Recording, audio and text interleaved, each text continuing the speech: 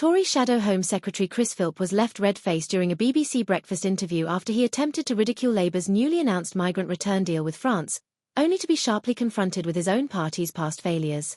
The confrontation began when Mr. Philp criticised Prime Minister Keir Starmer's landmark one-in, one-out returns deal. The agreement aims to tackle the small boats crisis by allowing people arriving illegally in the UK to be returned to France, while accepting in exchange individuals with legitimate asylum claims. Speaking on BBC Breakfast, Philp dismissed the plan outright.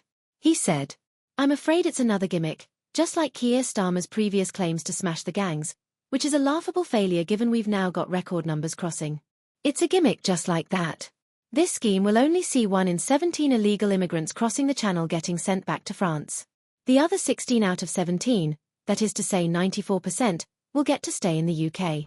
And if 94% of illegal immigrants crossing the Channel get to stay in the UK, that is another gimmick, like his laughable, ridiculous claim to smash the gangs."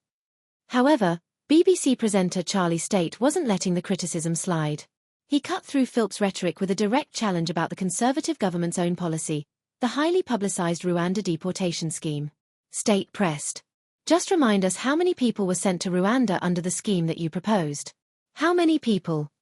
Philp attempted to dodge, replying vaguely, "Well, I've already said the scheme didn't start." But Stayt doubled down, "I would like you to answer that question." Cornered, Philp had no choice but to admit, "Zero." The answer was zero. The first flight was due to take off on July 24 last year, and just a few days before that very first flight was due to take off, Starmer cancelled it. Stayt wasn't satisfied with excuses and told Mr. Philp that he didn't want a history lesson about what could have happened. The presenter went further, delivering a brutal assessment of the Tory government's record. He said, "You had 12 years in all to get a system working, and it didn't work. You mentioned the statistics a number of times. In 2022, you will know this very well, 45,755 people arrived to the UK via small boat crossings. That was when you were in power, and you will understand why for some people, it's a little bit difficult to listen to you ridiculing Labour's plans now, when you were so manifestly and evidently unable to cope with the problem yourself." Philp tried to defend his position by stating the Conservative government managed to bring numbers down in 2023, insisting their policy to deport migrants to Rwanda would have worked if not for legal blockages. He even pointed to similar policies in Australia, claiming they've had success. But the damage was already done. In stark contrast, Keir Starmer's new deal with France has been pitched as a major breakthrough. Announced after face-to-face talks with French President Emmanuel Macron in London, the one-in, one-out system is expected to begin within weeks as a pilot program. The agreement aims to dismantle the business model of people smuggling gangs. Those who cross the Channel illegally will be returned to France, while those with a legitimate claim to asylum will be allowed to settle in the UK in exchange.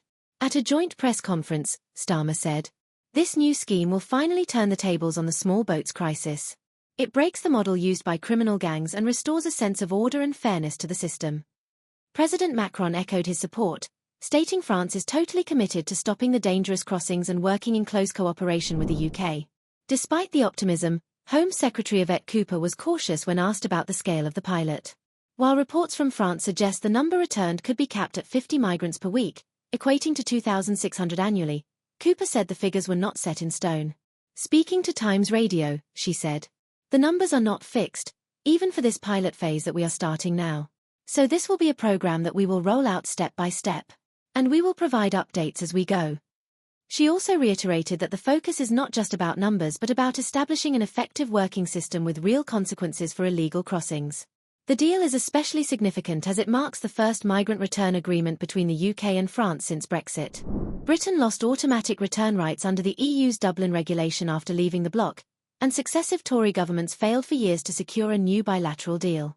Now, with Starmer's deal in place, the government hopes it will set a new standard in managing migration, one that focuses on control, fairness, and international cooperation. As for Chris Philp, the BBC exchange has sparked widespread reactions online, with many praising Charlie Stayt for holding the politician accountable and highlighting the contrast between rhetoric and results. The interview has reignited debate about migration policy, government competence, and whether this new agreement can succeed where others failed.